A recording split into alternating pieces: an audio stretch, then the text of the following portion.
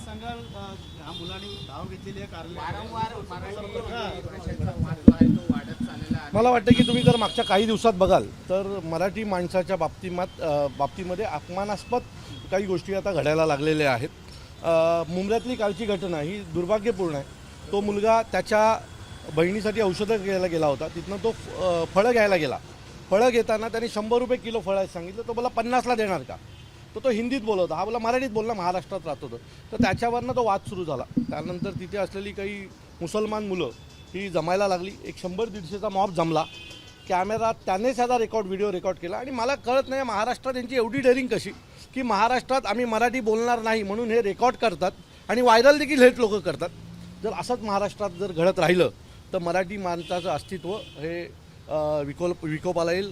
कल्याणमध्ये घडलेली घटना, ठाण्यात घडलेली घटना, विदारमध्ये घडलेली घटना, ह्या सगळ्या घटना जर पाहाल, मुंबईमध्ये घडलेली एका जैन माणसाने घडलेली घटना, ह्या सगळ्या घटना जर तुम्ही पाहाल तर सत्ता परिवर्तन झाल्याच्या नंतर यांच्यामधली हिंमत ही अतिशय मोठ्या प्रमाणात वाढत चाललेली आहे असं मला वाटतं।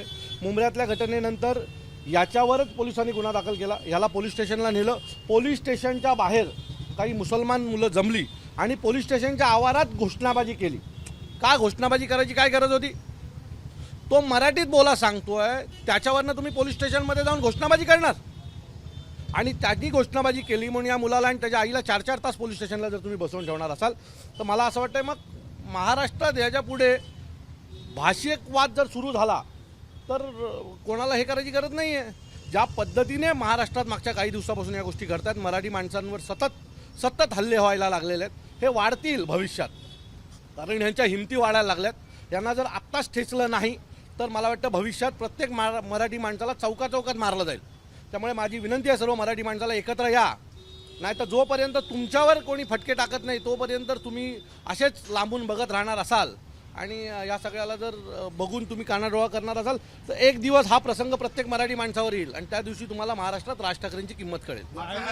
मुलावरती दबाव टाकला गेला, आता संपूर्ण कुटुंबीय आहेत जे भयभीत आहेत, त्यांना देखील भीती नाही। आता त्यांच्या पाठी महाराष्ट्र नवनिर्माण सेना उभी आहे। त्यांनी आता ह्याच्या पुढे आरे करावं, आम्ही नाही कार्य केलं ना मुंबईत जाऊन तर त्यांना महाराष्ट्र नवनिर्माण सेना दाखवू। शेवटी आम्ही पण माणसं होतो, ज्यावेळेला निवडणुका येतात, मतदान करायची येतात, तेव्हा आपला हा मराठी माणूस हा कोणाचा तरी तिसऱ्याचा पैसे घेऊन विचार करतो आणि ज्यावेळेला त्यांच्यावर हल्ले होतात, त्यांच्या मुलांवर हल्ले होतात, त्यांच्या मुलींवर हल्ले होतात, त्यावेळेला त्यांना महाराष्ट्र नवनिर्माण सेना आठवते। मतदानाच्याच दिवशी पैसे खाल्ले नसते आणि मनसेसोबत उभे राहिले असतात तर आज हिंमत नसती झाली, मनसेचे 10-12 आमदार निवडून आले असते तर। पण हरकत नाही, आम्ही मराठी माणसावर प्रेम करतो, आम्ही मराठी माणसांसाठीच आमचा पक्ष आहे आणि मराठी माणसांच्या पाठी आम्ही खंबीर उभे राहू। सन्माननीय राजसाहेबांची जी शिकवण आहे, मराठी माणसावर जर कोणी हात उचलण्याचा प्रयत्न केला तर त्याला जागेवर तोडा, आम्ही त्यांना जागेवरच तोडू, हा आमचा शब्द आहे। काळामध्ये अभिजात दर्जा जो आहे तो मराठी भाषेला मिळालेला आहे, मात्र काय करायचं? चाटायचं आहे? मराठी भाषा बोलण्यावरून त्याला कान पकडायला माझं मत आहे ते चाटायचं आहे का आम्हाला? जर तुम्ही आम्हाला मराठी अभिजात भाषेचा दर्जा दिलात तर याच्या पुढे मराठीच्या विरोधात कोणी बोलत असेल तर कायदा करा की त्याच्यावर गुन्हा दाखल होईल। त्या दिवशी त्या अभिजात भाषेचा आम्हाला फायदा आहे। तुम्ही अभिजात भाषेचा दर्जा द्याल आणि दुसऱ्या बाजूने आमच्याच लोकांना माराल तर कसं चालेल?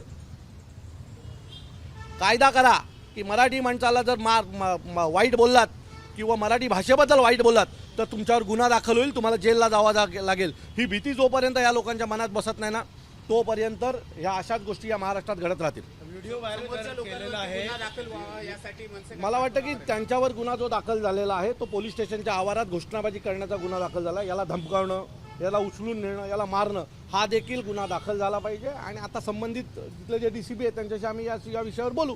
पण मी पुन्हा सांगतो, याच्या पुढे जर मराठी माणसावर कोणी हात उचलण्याचा प्रयत्न केला तर त्यांना घरात घुसून मारू।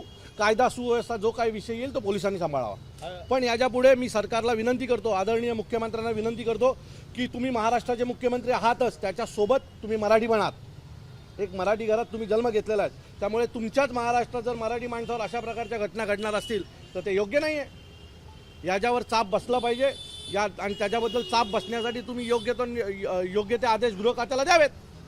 हा जो व्हिडिओ व्हायरल केला आहे, एकंदरीत पाहायला गेलं तर मराठी माणसाला आणि राज ठाकरेंना चॅलेंज म्हणून हा व्हिडिओ व्हायरल केला। अहो, राज ठाकरेंना चॅलेंज द्यायची कोणाच्या बापाच्या हिंमत नाही हो। अजून आम्ही रस्त्यावर उतरलो नाही, यांना घरात घुसून मारू। ही ज्या गोष्टी घडतायत ना याला जबाबदार फक्त मराठी माणूस आहे।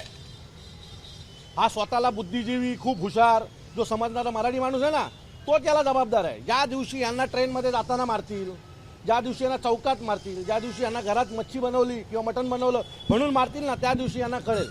राज ठाकरेंना चॅलेंज करायची या महाराष्ट्रात कोणाची हिंमत नाही आणि कोणी केली तर त्याला घरात घुसून मारल्याशिवाय आम्ही गप्प बसणार नाही. सुरक्षेसंदर्भात काय मागणी कराल का? आता त्याला मनसेची सुरक्षा मिळालेली आहे. पोलिसांची काय? मी तुम्हाला सांगतो, याला मनसेची सुरक्षा मिळाली. कॅमेऱ्यात कोण कोण आहेत आम्ही पाहिलेले आहेत. याला हात लागला तर त्यांना पण हात लागणार. ते काय मुंबऱ्याच्या बाहेर पडणार नाहीत का?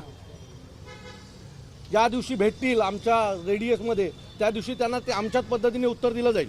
राज ठाकरेंची या संदर्भात काही चर्चा झाली? नाही, साहेबांची अजून याबद्दल काही चर्चा झालेली नाही आहे. पण मला खात्री आहे की जी आमची भूमिका आहे ती सन्माननीय राजसाहेबांची भूमिका असेल. स्थानिक पोलीस ठिकाणी पत्र व्यवहार करणार का?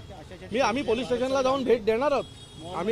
आम्ही DCPना जाऊन भेट देणार आहोत आणि DCPना विनंती करणार आहोत की या ज्या घटना ठाणे जिल्ह्यात, प्रामुख्याने ठाणे जिल्ह्यात खूप मोठ्या प्रमाणात घडतात. सन्माननीय राजसाहेबांनी मागे म्हटलं होतं, तुम्ही ते साहेबांना गांभीर्याने, महाराष्ट्रात तसं लोक ते काय बोलतात ते गांभीर्याने घेत नाहीत आणि कालांतराने त्यांना कळतं. साहेब जे म्हणत होते ना एवढे दिवस की ठाणे हा एकमेव असा जिल्हा आहे जिथे 7 महानगरपालिका झाल्या. ही लोकं आलेली कोण आहेत?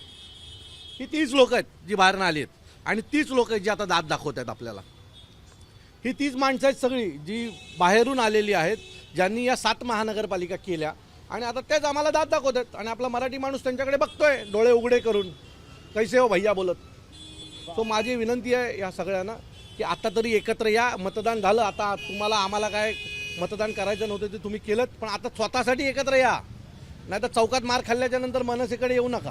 बांगलादेशी वाढत आहे त्यावरती पोलीस आता ॲक्शन मोडमध्ये आले. मला असं वाटतं की आजचा विषय हा आमच्या मराठी माणसांवर झालेल्या हल्ल्याचा आहे, सतत होत चाललेल्या हल्ल्याचा आहे. सो याच्या बाबतीत आज बोलणं गरजेचं आहे. पुढचा विषय आमचे पक्षाचे नेते मांडतील.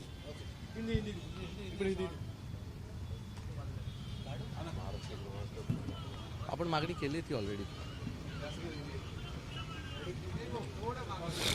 बार बार जिस प्रकार से देखा जा रहा है मराठी आदमी के ऊपर बार बार हमले होते हैं, उस तरह से देख रहे हैं मुंबई में. देखिए, महाराष्ट्र में ये जो इलेक्शन होने के बाद महाराष्ट्र में मराठी लोगों के ऊपर हल्ला जो होता है उसकी बार बार ये चीज़ें हो रही है. ये चौथी बार हुआ है ठाणे जिला में और मुझे लगता है कि ये सही नहीं है. आपने हमें मराठी भाषा का दर्जा दिया है और हमारे लोग यहाँ मार खा रहे हैं, तो हम ये सह नहीं पाएंगे. अगर यही चलता रहा तो फिर महाराष्ट्र में भाषिक लड़ाई स्टार्ट होगी और वो फिर सरकार को और गवर्नमेंट को परवड़ेगी नहीं. तो हम जो बोल रहे हैं उसके ऊपर गवर्नमेंट ने ध्यान देना चाहिए. कल जो मुंब्रा में हुआ है, उस लड़के को मराठी में बात करो करके बोला, इसके लिए उसको मारा गया है, पीटा गया है, उसको गाली दी गई है और उसके ऊपर गुनाह दाखिल हुआ है. सो ये सही नहीं है. हम विनती करते हैं कि राज्य सरकार से कि इसके ऊपर स्ट्रिक्टली एक्शन आप ले लो, नहीं तो फिर हम हमारे स्टाइल से आगे जो भी घटना होगी उसको हम हमारे स्टाइल से उत्तर देंगे.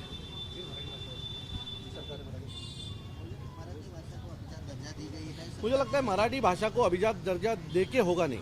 वहाँ यहाँ के महाराष्ट्रीयन मराठी जो लोग हैं उनका आदर भी होना चाहिए. अगर वो एक बाजू से आप मराठी भाषा का दर्जा दे रहे हो और दूसरी जगह से हमारे लोग गाली खा रहे हैं, मार खा रहे हैं, तो हम कैसे सह पाएंगे ना.